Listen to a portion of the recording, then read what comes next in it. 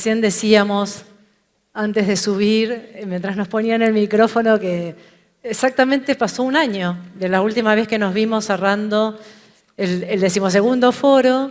¿Y cuánto ha pasado en un año? La verdad que es otro mundo. Estuvimos toda la mañana conversando sobre la geopolítica global que está en construcción, un mundo en transformación, desafíos de toda índole. Bueno, se me ocurre, ustedes que son líderes globales también, empezar por ahí, preguntarles cuál es su mirada respecto a este mundo, que, bueno, creo que vamos a coincidir, que es muy distinto a cuando nos hicimos la misma pregunta el año pasado. Y bueno, me gustaría empezar con usted, Mariano, a ver esa primera visión y después aterrizar un poquito a América Latina. Muy buenos días a todos. Es un honor para mí volver. Recordaba Mariana en su intervención inicial que aquí habíamos estado hace un año y esperemos tener la fortuna de continuar estando a lo largo de muchos más y que naturalmente todos ustedes lo vean, que hay asuntos en los que nadie tiene prisa. Bien, yo creo que la pregunta es ¿qué está pasando en el mundo? ¿Quién o quién decide o lidera? Al fin y a la postre este es el tema más importante. ¿Y qué alianzas significativas hay en este momento o aparecen en el horizonte? Que tampoco es un tema de importancia menor. Bueno, en mi opinión, yo creo que nosotros vivimos ahora en un mundo nuevo, un mundo que se ha reordenado. Tras la Segunda Guerra Mundial, como todo el mundo sabe, surgieron dos grandes potencias, que eran Estados Unidos y la Unión Soviética, que eran los países que influían fundamentalmente en el mundo, y los demás se alineaban o con unos o con otros. Y de repente se produce un acontecimiento de una enorme importancia. Cae el muro de Berlín, la Unión Soviética se rompe, surgen nuevos países, algunos se sitúan claramente en la esfera occidental y Rusia pierde, en cierta manera, su rol de gran potencia. Esto es lo que pasó después de los acontecimientos del muro y la ruptura de la Unión Soviética. Lo que pasa es que al cabo de unos años Putin hizo aquella famosa declaración que algunos interpretaron que era un puro acto de nostalgia cuando señaló que lo peor que ha ocurrido en el mundo en el siglo XX ha sido la ruptura de la Unión Soviética. Y a partir de ahí, pues comienza a mover el tablero porque quiere estar ahí y pretende recuperar su antigua influencia o su antiguo poder, al menos en los países que conformaban la Unión Soviética. Algunos ya se le fueron, como los países bálticos, pero otros no. Llegó a invadir Georgia, a hacer otra serie de operaciones de muy dudosa legitimidad. El golpe más importante por conocido fue Crimea y su última historia es la que ustedes conocen y que estamos viviendo ahora, que es la invasión del resto de Ucrania. Bien, en paralelo a todo esto, es decir, se mantiene Estados Unidos, Rusia intenta recuperar posiciones, aparece China. China, en el año 1970, para que se den una idea, tenían el 1% del PIB de Estados Unidos. Su PIB era equivalente al 1% de Estados Unidos, hoy es el 80%. Y además de China, aparecen otros actores en la esfera internacional. Y la pregunta es, ¿y cómo estamos hoy? Porque esto es lo importante y sobre todo qué puede pasar en el futuro. Bueno, como consecuencia de todo esto, a que acabo de hacer referencia de manera muy sintética, pues vivimos en un mundo fragmentado, un mundo multipolar con muchos polos de poder. Piensen que además de Estados Unidos y China, pues ahí está Rusia, está Turquía, Arabia Saudí, Irán. Todo el mundo quiere tener un papel, el de algunos no se sabe exactamente con qué objetivo. Y en este contexto, y a esto le doy yo importancia, surgen las nuevas alianzas. Bueno, yo creo que hay una alianza muy clara, que es los países del llamado mundo occidental, las democracias liberales, que tienen como sistema para ordenar la convivencia la democracia, respetan los derechos humanos, el Estado de Derecho, la libertad, la separación de poderes, etcétera, amenazado por el populismo. Luego, si me da tiempo, hago una referencia a la amenaza del populismo a las democracias en muchas regiones del mundo. Y luego, por otro lado, están los BRICS. Brasil, Rusia, China, India y Sudáfrica, que ahora han cursado una invitación, a otros países, que son Arabia Saudí, Irán, Egipto, Emiratos y Argentina. Estos son los invitados por los BRICS. Bueno, las democracias occidentales, más o menos todo el mundo sabemos lo que son, con sus problemas, sus historias y sus fallos, pero en fin, es el sistema para ordenar la convivencia mejor que hay mientras no se demuestra que haya uno mejor, cosa que yo veo francamente difícil. ¿Y qué une a los BRICS? Pues es difícil saberlo, porque ¿qué une si al final se incorporan a Arabia Saudí con Irán? ¿O qué une a Argentina con Arabia Saudí? Es decir, lo que hay ahí es un cierto tufillo antioccidental. Tufillo antioccidental. No sabemos exactamente cómo va a evolucionar eso en el futuro. Entonces, resumo, ¿qué hay hoy? Pues un mundo extraño, un mundo distinto, con dos grandes potencias, con unos nuevos actores que asoman la cabeza, con unas alianzas, algunas que responden a unos principios y otras que no se sabe exactamente a qué responde, son alianzas a la contra. Y si me lo permiten, hay algunas incertidumbres de futuro. Solo me voy a referir a las dos más importantes. Primero, ¿qué pasará en Estados Unidos después de las elecciones que tendrán lugar el año que viene? Esa es una incertidumbre. Y segundo, y muy importante, ¿cuál es el papel que quiere jugar China en el futuro? Porque China hoy, luego si es posible vuelvo a hablar de China, pero hoy fundamentalmente a lo que se dedica es a resolver sus problemas económicos, que son muchos, porque son 1.400 millones de personas y el nivel de cada uno no es igual que el del que tiene al lado. Por tanto, si es posible, luego hablaremos de China. Y yo el mundo pues lo veo así, con unas democracias por un lado, los BRICS estos con un tufillo antioccidental, es lo único que me parece que les une, y lo único que puedo decir es que espero que alguno de los que se le han pedido que entren en estas alianzas no lo hagan y se convenzan de que lo que tienen que ser es una democracia como Dios manda, y perdón por la expresión, pero es muy entendible. Clarísimo, Mariano. Y bueno, en este punto, preguntarte, Mauricio, si estás de acuerdo. Mencionó los BRICS y esta intención de Argentina de, bueno, más que intención, de integración de los BRICS. Mencionó China y mencionó un mundo multipolar. ¿Cuál es tu visión? Bueno, de vuelta, buenos días o buenas tardes. Si alguno comió algo o no comió, no sé. Siempre es una alegría esta invitación y sobre todo con Mariano, que nunca tuvimos ni un sí ni un no cuando compartimos ese honor enorme que es conducir nuestros países. Y ambos estamos sufriendo, viendo por televisión cosas que habían empezado a marchar en la dirección correcta, como los populistas la vuelven al lugar de origen, ¿no? Así que también ex post, cuando nos encontramos, nos lamentamos, como el ser humano tiene esa capacidad de construir y después de destruir, ¿no? Y es una pulsión imparable. Bueno, pero también me alivió mucho, así que voy a hacer un pequeño resumen de que si hay una palabra que define el mundo hoy es incertidumbre. Agravada con Putin, con esa invasión criminal, agravada por la primer pandemia global, con esta revolución de las comunicaciones que gente se ponía hipocondríaca por ver por televisión algo que pasaba a miles de kilómetros y que todavía faltaban semanas o meses para que llegue a su país.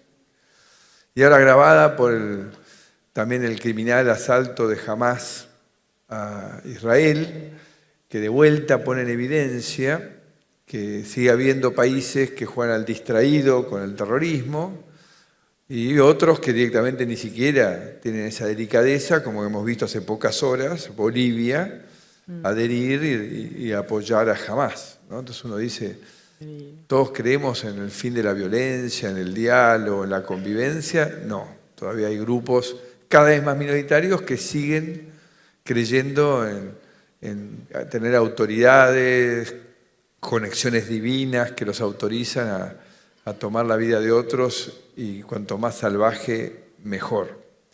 Pero esta incertidumbre y un montón de cosas que están pasando han generado lo que vemos que ciudadanos insatisfechos, frustrados permanentemente, y uno dice, wow, pero caramba, si estamos cada día mejor.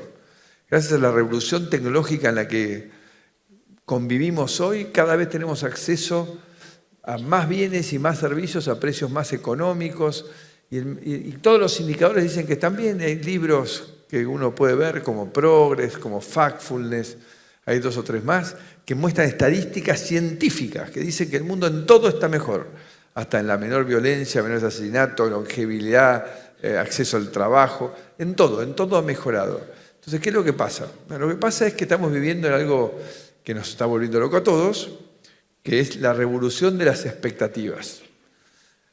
¿Y qué significa eso?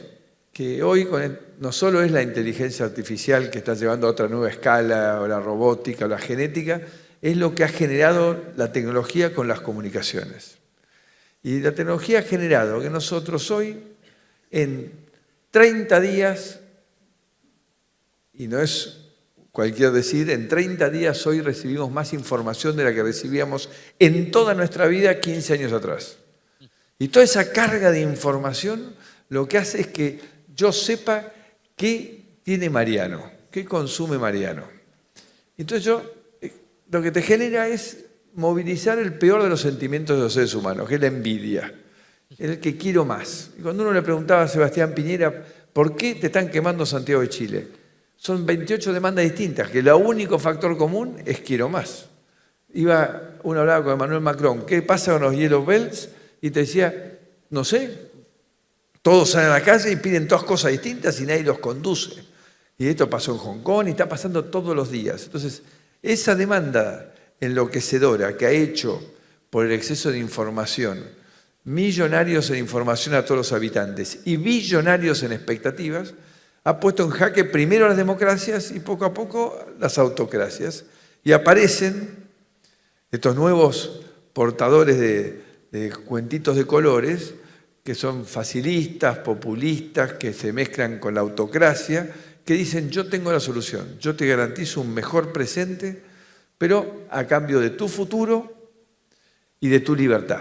Dame todo el poder a mí y yo te voy a hacer pasar un gran presente. ¿Y qué es lo que hacen? Que es lo que está sufriendo España ahora, se gastan todas las reservas, todos los esfuerzos que hizo Mariano de bajar el déficit, de ahorrar, de tener las cuentas bien. Llega uno y empieza a regalar, algo que para nosotros es cosa de todos los días, porque yo creo que el populismo se inventó en la Argentina.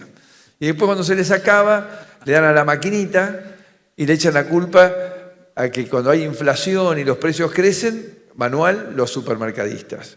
Cuando congelan las cosas, segundo manual, los señores petroleros que quieren ganar plata, entonces no venden la nafta cuando no tuvieron precio para invertir, se quedan sin energía, las empresas que distribuyen energía colapsan y siempre el poderoso es el culpable. Y este cuentito, que es un relato poderoso, ha tenido penetración y como decía Mariano, ya no es made in Latinoamérica o made in Argentina, ya está transformándose en otra amenaza global. Y eso claramente lo que nos ha generado es que esta región, que es donde el populismo arrancó, sea la región que menos se ha desarrollado en las últimas décadas. Cualquier indicador nosotros perdemos con todas las demás regiones del mundo, porque además el populismo, otra cosa que hace es te cierra, te genera nacionalismo falso, te dice que no, los afuera son malos, quedémonos con lo nuestro, y colusionan el sistema empresario, el sistema político, el sistema judicial, para que no haya una dinámica de competencia destructiva, constructiva, como hacen los países que aceptan que la evolución tecnológica es imparable. Así que yo digo, hoy estamos en una situación en la cual seguimos con estos niveles de retraso. Y cuando uno dice, ¿por qué? Porque los pilares fallan. No estamos integrados, el Mercosur es el peor, no tenemos instituciones realmente sólidas, algunos países sí la tienen, donde no se defienden los derechos de propiedad, nadie invierte en un lugar donde cualquiera se declara pueblo originario y viene y te quiere robar tu propiedad, tu fábrica, tu casa, y no hay ningún juez que te defienda. Y además nuestros países también se retrasan. El gran salto que produjo España fue con el apoyo de la Unión Europea cuando desarrolló esa infraestructura que vamos nosotros y nos morimos de envidia, los trenes, los aeropuertos, las rutas, las autopistas. Cuando la gente está conectada, la gente produce. Y ahora hay que conectarse de las dos vías, la física y la virtual, ¿no? Y esas dos cosas, y ese menú de cosas, es el que te permite, y por supuesto, un sistema educativo dinámico, no politizado. Los populistas se asocian con los gremios estatales y destruyen la educación pública porque conviene embrutecer la población para que no entienda y se resigne a que lo que tienen es lo que hay y que no pueden aspirar a más. Bastante que en vez de que cada vez que llueve yo voy y te llevo un colchón cuando se te mojó el colchón. No te voy a hacer nunca la obra que elimina la inundación porque yo pierdo la fuerza sobre vos. Entonces yo digo que estas son las cosas que se han transformado en amenazas globales y que claramente necesitan una respuesta global. Y la crisis que ha generado el conflicto China-Estados Unidos, lo disruptivo de mi amigo Donald Trump con el G7 y el G20, dejó ese lugar sin el lugar de debate para entender y encarar estas cosas. Y lo primero con lo que se sufrió fue con la pandemia. Factfulness fue escrito por Hans Rosling, un sueco médico, científico, experto en el ébola, en el SARS, en el MERS, y justo llegó a manos mías para que yo me enloquezca cuando en este país nos encerraron como casi ningún país del mundo, y él hablaba un capítulo y decía, cuidado con la próxima pandemia.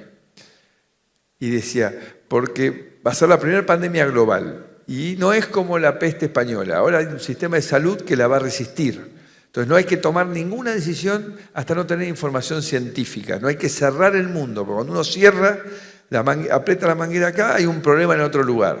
Y contaba una anécdota muy tremenda en el libro que fue contratado por un pueblito de Mozambique que era costero porque se moría la gente, llegó ahí una semana investigando y no encontraba, el intendente le dijo, yo no doy más, cierro el pueblo.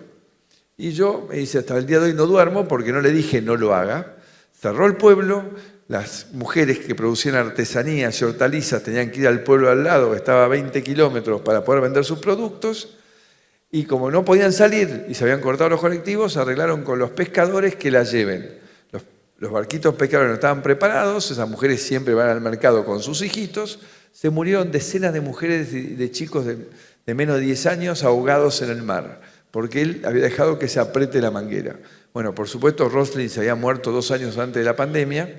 El único que le hizo caso fue el ministro de Salud de Suecia, que no cerró nada, y Ayuso, y salvó no solo la vida de la gente, la psicología de la gente, la economía de la gente, cuando el resto del mundo se pegó un tiro en el piso. Entonces yo digo, pero eso hubiese sido parado si el G7 y después el G20 hubiese tenido un lugar donde los líderes no hubiesen quedado a merced de la histeria, de las sabelotodos de golpe epidemiólogos que tenían su momento de gloria haciendo la televisión y metiéndonos miedo a todos. Y todo el mundo estaba atrás de la puerta y la gente tenía comportamientos irracionales, horribles, denunciando entre vecinos. Hemos visto las peores cosas acá en Argentina. Entonces digo, y hubiesen los líderes podido congraciarse en una decisión y resistir a a esta maquinita diabólica que te ataca en cuestiones de segundos y que cualquiera que tiene 2 followers en Twitter ya se cree un genio que sabe de medicina, de ingeniería, de cualquier cosa. Entonces digo, todas estas cosas en este mundo caótico, necesitamos recuperar estas instituciones que Mariano lo mencionó también, donde pueda haber debate entre los líderes, porque si no, el facilismo, el hacerlo políticamente correcto, que se han cansado de escucharme, que es hacer lo que jode a la gente, porque siempre esconde la mentira, esconde lo que hacen los populistas. Te regalo esto ya con la reserva del Banco Central y vos sos feliz. Y total, cuando te enteres de que estás endeudado y quebrado, yo ya no estoy más acá. Bueno, la manera de resistir a todo eso es que los líderes, que cada vez quedan menos, que se quieran bancar, decir la palabra mágica como lo hizo el señor Mariano Rajoy durante muchos años diciendo no se puede gastar, hay que equilibrar, hay que bajar los impuestos, si no España no crece, España tiene que exportar, cuando todos los demás decían, pero ¿cómo? Hay que regalar, si no regalamos, como regalaba Zapatero, somos todos un desastre. Entonces digo, es muy duro quedarse en ese lugar, pero bueno, los locos que tenemos esta vocación y que no vamos al gobierno a enriquecernos, sino que vamos a buscar hacer algo, tenemos que tener los cojones de decir que no, ¿no? Claramente hay que decir que no, y hay que entender que además hoy tenemos otro desafío, que es gracias también a este aparatito diabólico que nos da tanta libertad, que nuestros jóvenes en 2 segundos chequean y hacen un benchmark con su capacidad cuánto le pagan por su trabajo en otra parte del mundo. Y la Argentina lo ha sufrido desde que perdimos la primaria en el 2019. Acá en Argentina, el éxodo más grande de nuestra historia, más de 300.000 jóvenes talentosos, emprendedores, se fueron, muchos a España, muchos a Uruguay, a Estados Unidos, al resto de Europa, y nos quedamos sin lo más valioso y reemplazable, que es el capital humano. Entonces creo que hoy estamos hackeados a que hay que actuar con rapidez, con velocidad, tener una narrativa. Nos hemos juntado y Mariano nos ha hecho el honor de sumarse a Libertad y Democracia, que tiene más eje en Latinoamérica, pero bueno, dado que Sánchez está emulando muy bien todos los consejos populistas argentinos y alrededores, lo facilitó que se quiera incorporar. Entonces digo, es realmente un momento de desafío, pero también hay una cosa que es buena. La gente decide todos los días distinto, ¿no? No nos digamos nosotros qué pasó en la PASO, en la primera vuelta, y qué va a pasar en la final. Digo, y lo mismo le acaba de pasar a Petro en Colombia, ¿no? Petro parecía que venía para quedarse para toda la vida, se creía que era el dueño del país, abusó de poder, quiso cambiar las cosas sin ton ni son y perdió todo el país 18 meses después. Entonces digo, acá estamos libres, tenemos que encontrar el rumbo en un mundo que también coincido, ya no hay un solo líder, por más que sigue siendo el más poderoso por el desarrollo tecnológico, por esta cosa de animarse a la innovación permanente, no por los políticos, que también ahí están en jaque y en decadencia, pero sí por los Jeff Bezos, por los Elon Musk, todos esos tipos que crean y agregan valor, que les dan una dinámica fenomenal en absoluta libertad, que no la tienen tanto en China, pero el Middle East está jugando un papel, el Saudi, el Crown Prince está decidido a que Arabia Saudita y toda la región tomen una preponderancia, y Europa resiste en una lenta decadencia. Si me permite, precisamente, sí, como está hablando ahora de Europa, ya se ha referido usted a los liderazgos, quería aprovechar también para preguntar al presidente Rajoy. En este contexto estábamos viendo al comienzo de la intervención, hemos estado hablando de los liderazgos, usted se refería a los liderazgos políticos, pero también a los liderazgos en la empresa, los liderazgos económicos en distintos regímenes, en un nuevo orden. Entonces, nuevo orden al que se refirió el presidente Rajoy. En ese nuevo orden hay distintos bloques, uno lo formamos las democracias, a usted le gusta decir las democracias liberales, el capitalismo liberal es un elemento importante de esas democracias. Algunos de los autores, hay un autor reciente anglosajón que ha escrito precisamente sobre la crisis del capitalismo liberal. ¿Qué papel, qué tienen que hacer estas democracias liberales para ser capaces de dar a los ciudadanos, a esos ciudadanos a los que se refieren, lo que necesitan para que puedan seguir siendo vitales? Bien. Bueno, vamos a ver. Mauricio en su intervención ha introducido una serie de asuntos a cada cual más importante. Yo no voy a poder referirme a todos ellos, así que voy a responder a la pregunta sobre Europa y sí quisiera hacer un apunte sobre el populismo porque le afecta a Europa, le afecta a América Latina, le afecta a muchos más. Y me hubiera gustado, y luego si tengo tiempo, también hacer una referencia a las nuevas tecnologías porque sin duda aquí hay un debate de enorme importancia que ahora ha aumentado esa importancia como consecuencia de todas las discusiones que están teniendo lugar con motivo de la inteligencia artificial. Pero, en fin, vayamos a Europa, que lógicamente es lo que yo mejor me sé. Europa está, como es sabido por todos, en el mundo occidental, con Estados Unidos, el Reino Unido, la Unión Europea, Australia, una serie de democracias en el mundo, y luego están pues, esas otras alianzas a las que me refería al principio, la liderada por China, la India, Rusia, etcétera, etcétera. Vamos a ver, ¿qué es lo que está pasando en Europa exactamente en este momento? En la primera mitad del siglo XX, fíjense ustedes lo que pasó en Europa. Hubo éxodos, caídas de imperios, guerras civiles, por ejemplo la española, y por si eso no fuera suficiente, hubo dos guerras mundiales, la Gran Guerra y la Segunda Guerra Mundial. Y de hecho Europa, tras la Segunda Guerra Mundial, pues prácticamente desapareció, quedó destruida, o una buena parte de Europa. Y en esa situación, pues ¿qué pasó? Que por primera vez en mucho tiempo, y actuando con sentido común, los europeos entonces dijeron que había que acabar con ese estado de cosas, que había que apostar por la paz y no por la guerra, que había que apostar por la unión y no por la división, y que había que apostar por la democracia y no por otras fórmulas que crearon enormes problemas en el continente europeo. Yo creo sinceramente que esa operación fue un éxito. Si ustedes comparan la primera mitad del siglo XX con la segunda, pues en la segunda mitad, en lo que es la Unión Europea, en los aledaños sí, pero en la Unión Europea no hubo ninguna guerra. Fue un magnífico periodo de paz. Hubo unión, porque la Unión Europea comenzó con 6 países y ahora somos 27. Hubo democracia. De hecho, nadie puede entrar a la Unión Europea si no es una democracia. Y si ataca a la democracia, recibe en primer lugar una observación de las instituciones europeas, y si se empeña, pues puede tener problemas mayores. Y además de todo eso, Europa es una potencia económica. Europa tiene un PIB muy importante, tiene una renta per cápita, tiene un estado de bienestar en sanidad, buenos servicios públicos, educación, pensiones. Es la región del mundo que más gasta en ayuda al desarrollo, recibe inmigrantes por todas partes. Este, sin duda, es otro tema muy importante.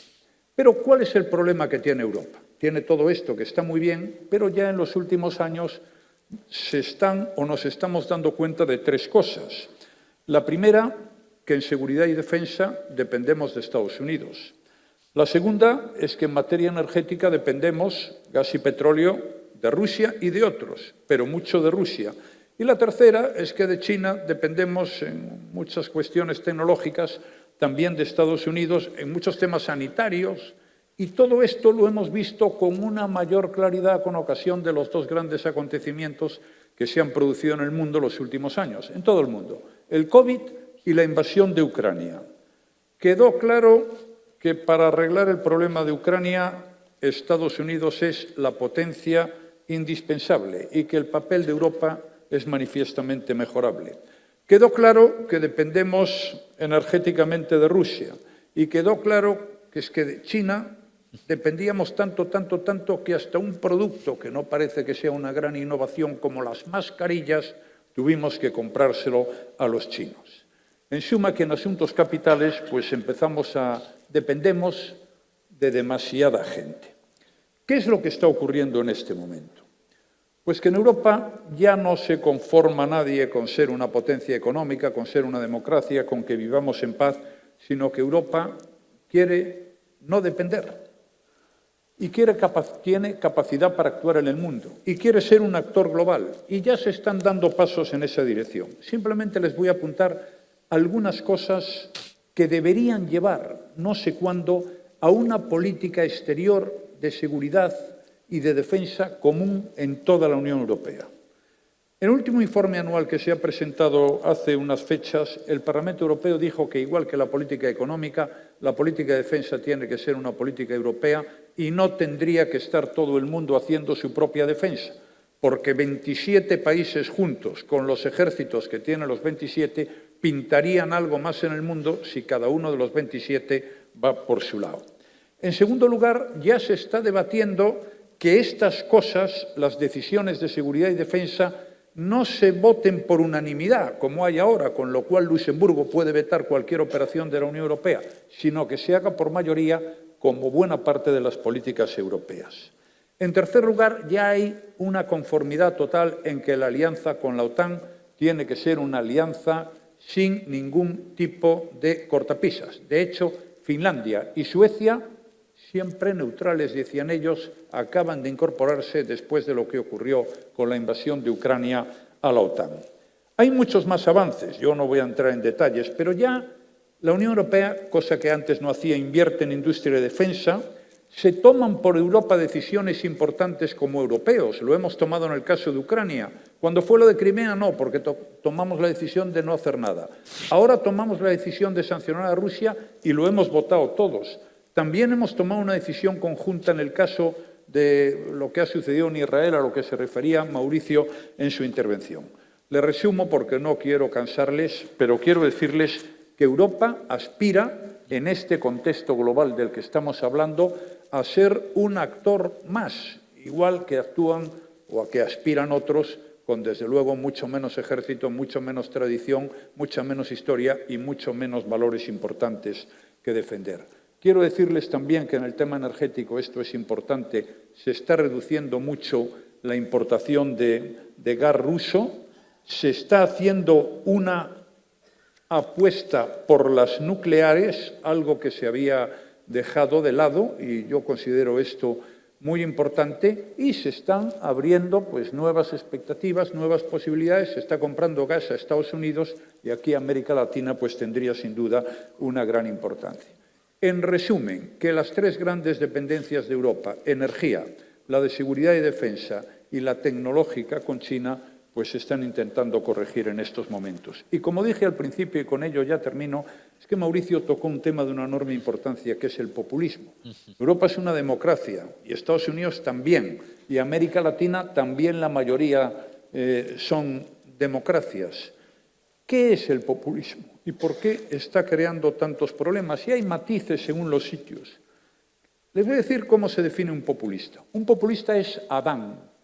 Adán era aquel que llegó y se creyó que era el primero en el mundo, y todo lo que se había hecho antes de llegar él al gobierno pues era una porquería. Eso lo hemos visto en España, donde han proliferado partidos por doquier, igual que llegaron, salieron a patadas, dadas naturalmente por los electores.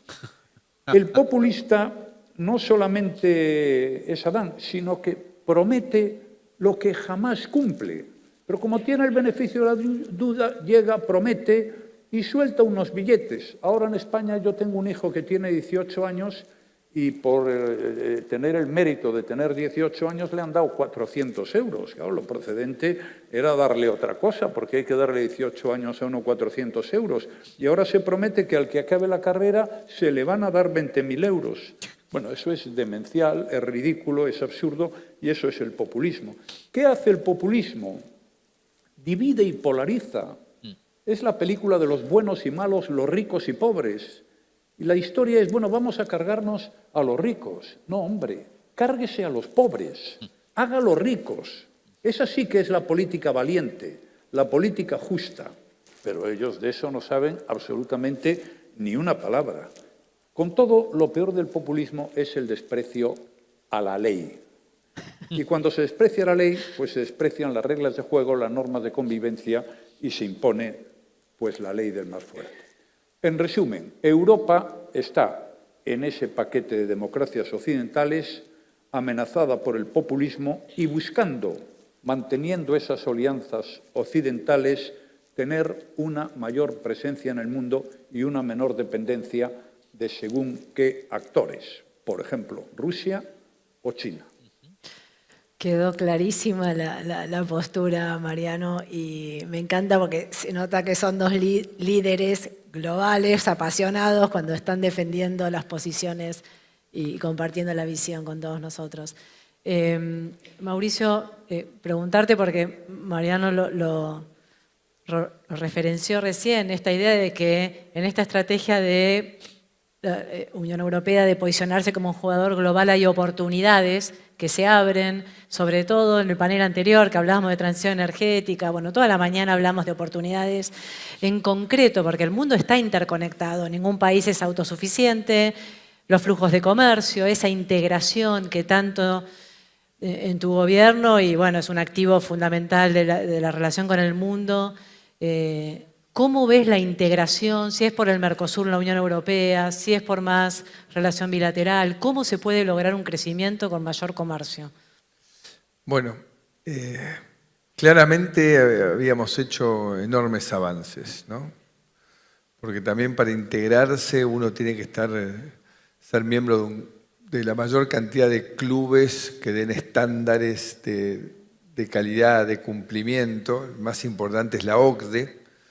Con la ayuda de mi amigo Donald estábamos número 1 en la lista para entrar. Lo primero que hizo la vuelta al populismo fue retirarse de la lista, nunca pasó en la historia. cediendo el lugar, porque claramente la OCDE finalmente es un compendio de reglas de comportamiento, de transparencia, de vínculos para atacar desde lavado de dinero, narcotráfico, y todo terrorismo, etcétera, etcétera, ¿no? Entonces, bueno, con vos cumplís esas cosas, bueno, la gente se quiere integrar con vos, ¿no? Y la Argentina había cumplido en muy poco tiempo casi el 70% de los requisitos, estábamos realmente en vísperas de poder consolidarlo. Y después teníamos, que también participó ahí activamente Pancho Cabrera, lo siguió Dante Sica, la integración con la Unión Europea, que es la más natural para nosotros, ¿no? Porque, bueno, son la madre patria y otra mitad somos de origen italiano y casi todos de origen europeo. Entonces es como natural, los segundos inversores acá después de Estados Unidos vienen todos de Europa. Y habíamos avanzado, sabemos que tenemos un impedimento, que es la fuerza del lobby agrícola francés e irlandés. Y bueno, encontraron la excusa en el Amazonas, nuestro amigo Manuel, para hacerse el distraído un rato. Y bueno, y ahí se nos acabó el tiempo y eso quedó medio congelado, ¿no? Pero claramente la integración para Latinoamérica es todo. Y empezar por fortalecer el Mercosur en serio, hasta pensar que tenemos que ir a una moneda única, como dice la Unión Europea, bajar los aranceles. Uruguay y Paraguay presionan porque tienen economías mucho más dinámicas, abiertas, más equilibradas entre el gasto público y la carga impositiva. Y después la Alianza del Pacífico, que bueno, Chile es el ejemplo que tenemos acá, de ser el único país primer mundo que tenemos en Latinoamérica, por más que por la revolución de las expectativas casi lo destruyen totalmente con una constitución suicida, pero por suerte frenaron en el último minuto. Están todavía penando a ver qué constitución van a darse para seguir progresando. Y ellos muestran, ¿no? Tienen acuerdos de libre comercio con casi 100 países, ¿no? Y han crecido y el PBI hoy es varias veces superior al de la Argentina, per cápita, ¿no? Por supuesto. Y creo que el camino es claro, el camino es claro. Y a la vez coincidiendo con Mariano, ¿no? O sea, Latinoamérica sigue teniendo ventajas comparativas únicas, ¿no? La primera, que es una zona de paz. Y eso en el mundo hoy vale cada vez más, ¿no? Con los miedos, las paranoias. Hubo mucho movimiento de europeos viniendo a comprar lugares acá en el sur de la Argentina, pensando que ya venía la otra guerra mundial con Rusia, ¿no? Entonces creo que estos son los peligros que vamos a enfrentar y eso, bueno, genera que América Latina tenga esta reserva importante. Después, sin duda, es un jugador fundamental para la seguridad alimentaria. O sea, la Argentina tiene una potencialidad aún enorme. Bueno, Brasil nos sacó mucha distancia en los últimos 15 años por tener políticas coherentes, un único tipo de cambio, no el impuesto absurdo de la retención, y ha generado un crecimiento como el que puede generar Argentina. O sea, si hoy alimentamos a 400 millones o 500 millones, podemos llegar a 1000 rápidamente. Y eso es un activo que lo tenemos porque tenemos lo más importante de todo, que no es la tierra y el agua, que cada vez hay más problemas con el cambio climático. Tenemos los chacareros con una eficiencia única en el mundo. Yo creo que lo único que somos los mejores indiscutidos es con Messi el fútbol y con los chacareros, que con esa retención increíble de mente alta igual logran tener rentabilidad en lo que hacen y aportarle las divisas al país. Y después, como también mencionó Mariano, nuevamente estamos teniendo una oportunidad enorme con el tema energético, antes que lo renovable llegue a su maduración, que todavía le puede faltar 40 años, y mientras tanto igual hay que reemplazar 30% de una matriz de carbón. O sea, todo el mundo se vanagloria de los autos eléctricos, que ha sido carísimo subsidiar los autos eléctricos para toda la humanidad, sin haber terminado con el carbón. Estas cosas incoherentes que hacemos en la humanidad, lo primero que haber hecho es se cierra hasta la última planta de carbón y no la locura de cerrar plantas nucleares que no contaminaban porque la moda de unos verdes decía que había que no había que tener plantas nucleares. Y finalmente hoy Alemania, que cerró sus plantas, importa energía nuclear de Francia, ¿no? O sea, todas estas contradicciones. Pero Argentina tiene en Vaca Muerta y otras reservas más que se están apareciendo en Santa Cruz, para abastecer todo lo que le da Rusia a Europa. Pero por supuesto, si no tenés lo que hablamos antes, los pilares de la seguridad jurídica, una economía, una macro ordenada, un solo tipo de cambio, y que mapuches truchos no puedan ponerse enfrente a los yacimientos y exigir peajes para entrar y salir, bueno, en ese tipo de países la gente no se queda. O sea, Exxon declarando que el mejor recurso que tiene en el mundo lo tiene acá en Vaca Muerta, lo está vendiendo, si no lo vendió ya, para irse a Guyana, donde la ley se cumple, es menos rentable, pero puede hacer más volumen, porque al mismo tiempo no está todo el día viendo cómo importa, cómo exporta, si Tongolini lo deja importar o no importar, todas esas cosas que uno dice, por Dios, y se queden todos vivos, estos tipos que hacen estas cosas, no, somos vivos bárbaros, sí, bueno, para ellos se llevan unos buenos mangos y empobrecen a toda la población. Ese es el método del populismo claramente. Pero creo que tenemos una posibilidad de integración y de mejorar con Brasil, muchísima. En Brasil ha habido una maduración. Lástima porque Guedes estaba con Bolsonaro ya lanzado en una apertura muy rápida. Lula no retrocedió del todo, pero bueno, tiene muchos problemas internos, mucho resentimiento, mucha lucha interna que detuvo ese comienzo de boom económico que estaba teniendo Brasil y que por supuesto nos arrastraba a nosotros. Y después hay que animarse a aceptar las reglas que tienen Perú, Chile, Colombia, que son mucho más abiertas, y integrarnos, y también integrarnos energéticamente acá, porque hacer las plantas estas son muy costosas, hay que hacer muchas para poder abastecer un mercado como el europeo. Sería maravilloso hacerlas porque son millones de puestos de trabajo para los argentinos y subproductos, porque uno exporta una parte del gas, otra parte de subproductos que da lugar a petroquímica de todo tipo. Pero primero tenemos que entregarnos acá. O sea, nosotros podíamos abastecer y cerrar todas las plantas de carbón que tienen los chilenos, hacer un gasoducto a Brasil, abastecer el sur de Brasil, Uruguay y Paraguay. Todos podrían ser abastecidos de la Argentina, pero bueno, de vuelta. Ahí hay que tener gobiernos que no mientan, gobiernos que digan, que se comprometan y cumplan. Y ahí las oportunidades son infinitas, porque también esto de la guerra y de China y los conflictos ha generado que todo el mundo empieza a pensar que no es solo buscar el que te abastezca más barato. Tenés que equilibrar la cosa porque si se arma lío, vos quedaste atrapado, como decía Mariano, solamente con la tecnología de los chinos y ahí te quedás incomunicado. Entonces hay que buscar equilibrios. Se refería usted a ese tipo de acuerdos, esa colaboración entre Latinoamérica y Europa, también es más fácil en un contexto de estabilidad macroeconómica, que en Europa lo vivimos, en ocasiones nos desviamos algo de esa estabilidad macroeconómica y tenemos inflaciones del 8% y no sabemos cómo gestionarla. Anual.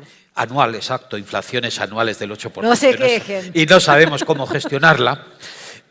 Pero junto a esa estabilidad macroeconómica... Una semana y media de masa. Eso es. Por eso, no, es que me dejó incentivada acá, Mauricio. Es mayor que la inflación de todos los países del mundo anuales. Son necesarias esas instituciones fuertes y esos consensos para las reformas. En Europa y en España, usted, presidente Rajoy, viene además de un acto importante para España en refrendo de la Constitución ayer, una Constitución de consenso, una Constitución que fue una gran reforma.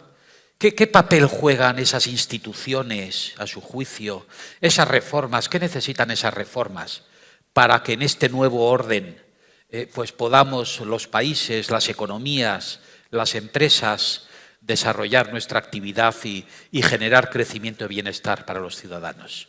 Bien, bueno, vamos a ver.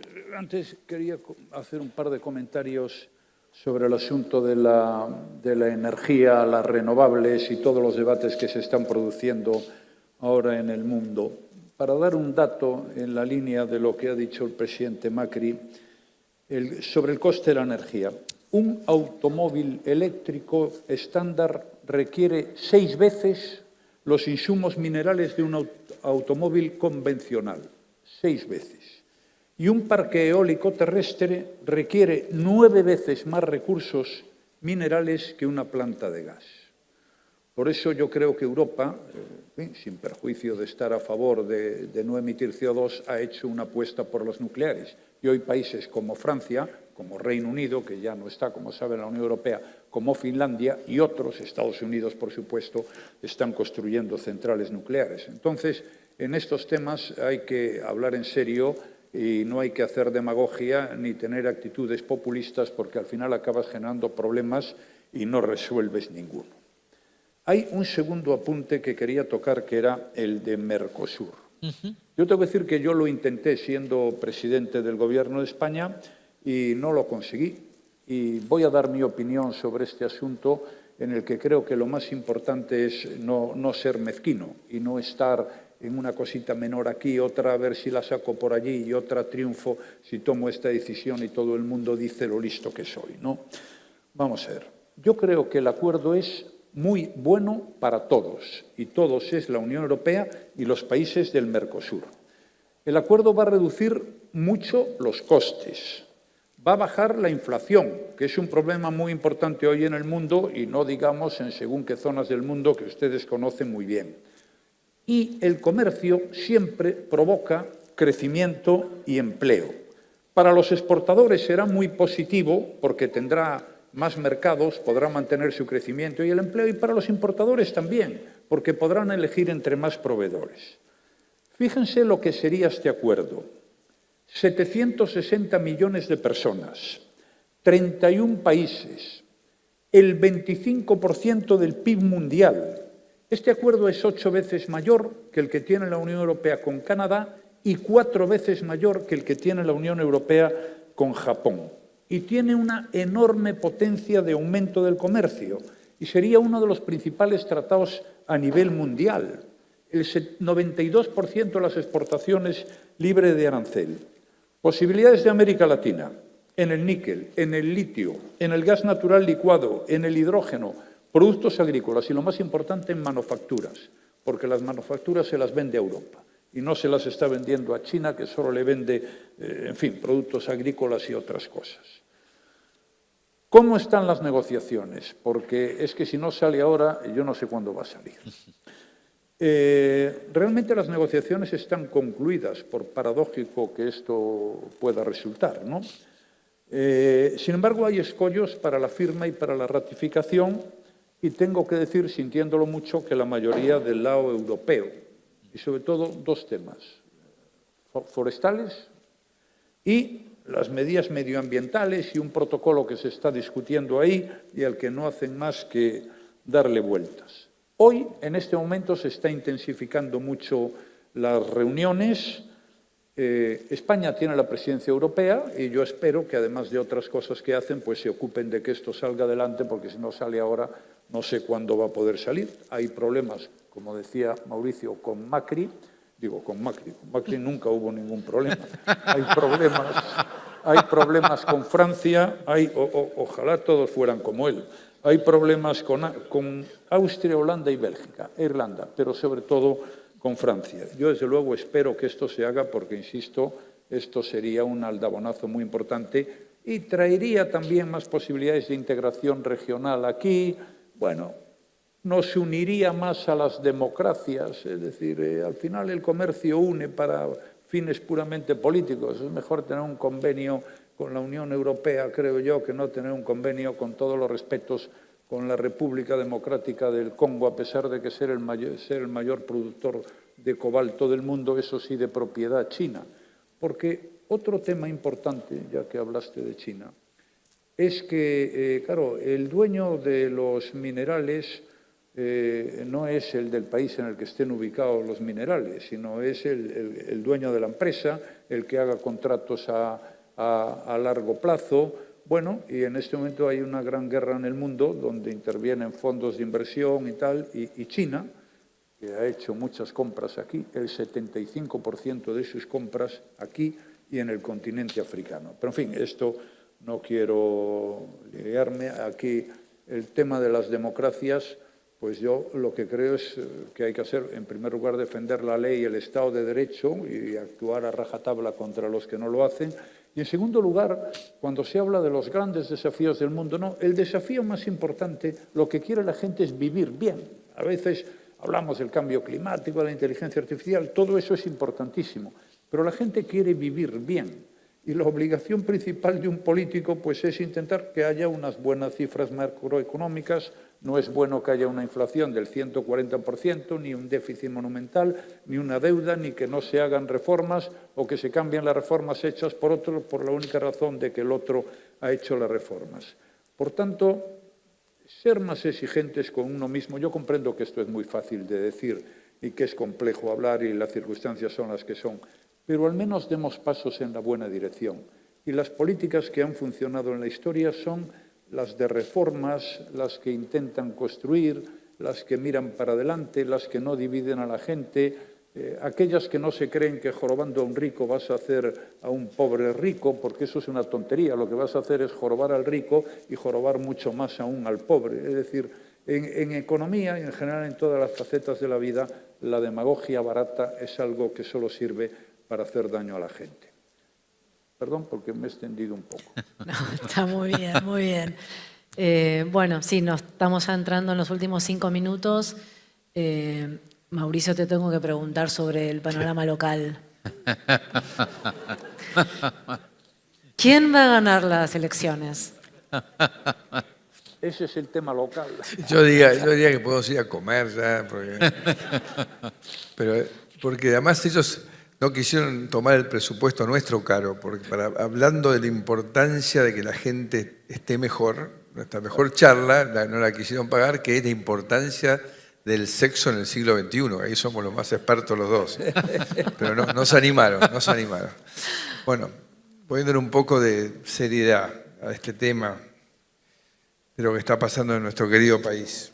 Bueno, hemos llegado al momento en el cual este invento belga que tanto difundieron los franceses, del balotage, donde uno ya no elige cuando su candidato no está, el que a uno le gusta, sino el que no quiere, vota en contra del que no quiere que sea el presidente. Y ahí, claramente, mi posición, cuando analizo las cosas, digo, de un lado tengo una persona que propone un cambio de raíz en la Argentina, con el cual obviamente si voté a Patricia Bullrich y apoyé a Patricia Bullrich, esa yo creía que era la vía del cambio que me tenía más cerca, pero finalmente él va en la misma dirección de muchas de las cosas que hemos hablado con Mariano, con ciertas diferencias que en el Congreso se podrán equilibrar. Y él es lo nuevo, es lo distinto, por algo nuestros jóvenes se han sentido atraídos. No gobernó, no robó y no mintió. Del otro lado, tenemos una persona que tiene una larga trayectoria, que arrancó en la UCD, después fue el menemismo, después fue el dualdismo, después hizo kirchnerista, que tuvo mucho poder en el ANSES con su socio Vudú, después pasó a jefe de gabinete, fue jefe de gabinete en un momento donde pasaban todo tipo de cosas en la Argentina, y él estaba ahí, después se fue a Tigre, gobernó Tigre, tal vez el mejor municipio que tenía la Argentina, porque había un señor muy carcamán y lo conocí, así que te metía miedo que esos que no gasta lo que no tiene que gastar, y siempre decía, el 73% del presupuesto de este municipio se invierte en la calle, en obras y servicios para la gente. Solamente gasto la diferencia en salarios, ¿no? Eso no existe nunca más. Y por algo los pagos chicos te conocen, ya nadie los vota a los Massa en Tigre. Y ahí volvió y se peleó con ellos y me vino a ver y me dijo, apoyame en 2013 porque yo voy a terminar con el kirchnerismo, voy a terminar con los ñoquis de la cámpora, voy a terminar con la corrupción. Y como uno siempre trata de apostar por el país, dije, bueno, te cedo la tarea, a ver cómo la haces.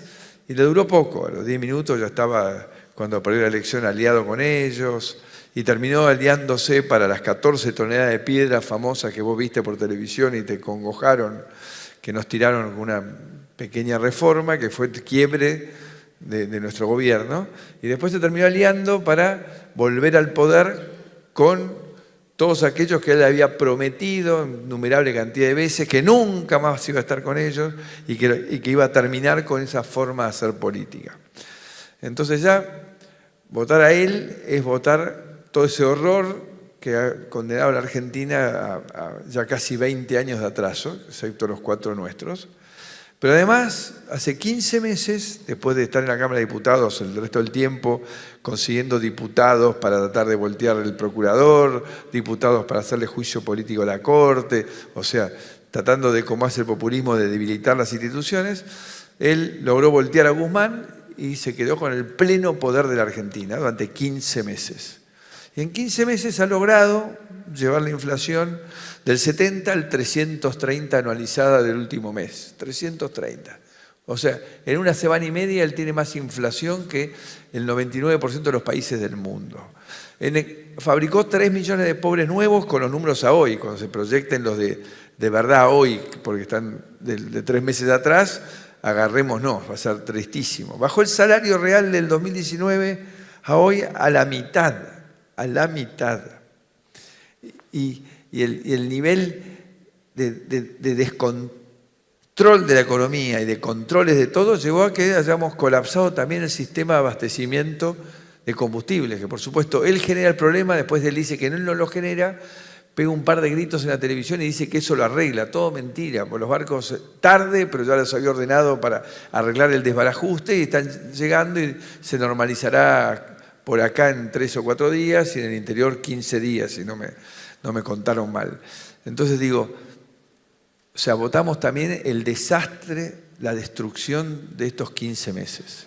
Entonces, frente a esta cantidad de información que uno tiene, de una forma de hacer política oscura, prepotente, mafiosa, corporativa, que ha atrapado a la Argentina, no de ahora, esto viene de mucho tiempo con algunas intermitencias.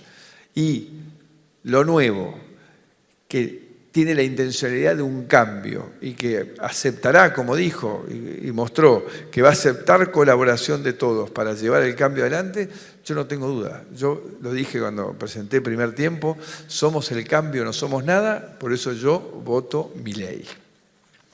Bueno, con ese cierre... Un minuto. Sí, por favor.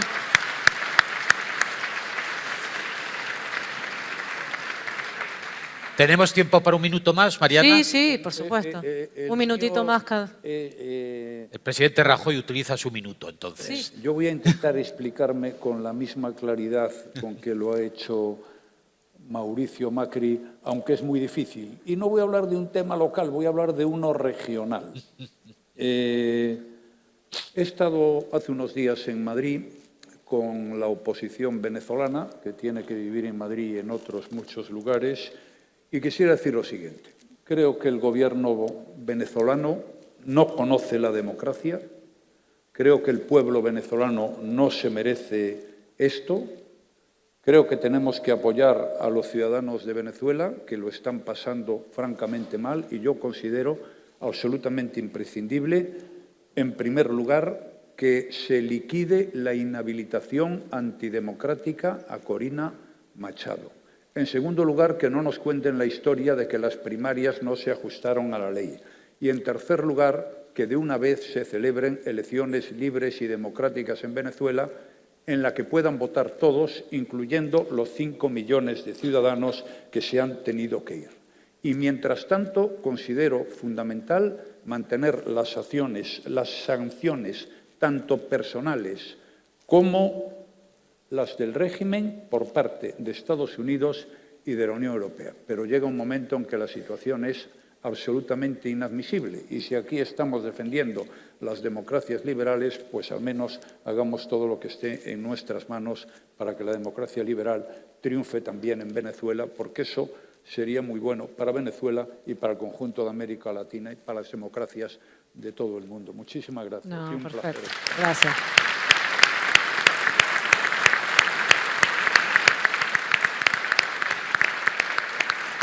Bueno, Mauricio, ¿querés un minuto final para decir algo más? Ya estamos cerrando. Estamos en un mundo incierto, pero a la vez lleno de oportunidades. y no podemos dejarnos correr más por los miedos. Ellos siempre vuelven con la campaña del miedo, ese es un arte del populismo, la narrativa que te van a sacar los derechos y acá lo que se quiere uno, lo que todos soñamos es terminar con los privilegios de unos pocos y miedo nos tiene que dar seguir así. La Argentina es el único país del mundo que no ha parado en su decadencia ya por más de medio siglo y esto hay que terminarlo. Y este es el momento, es aquí y es ahora. Y como decía Patricia, tiene que ser para siempre. Muchas gracias. Gracias a todos.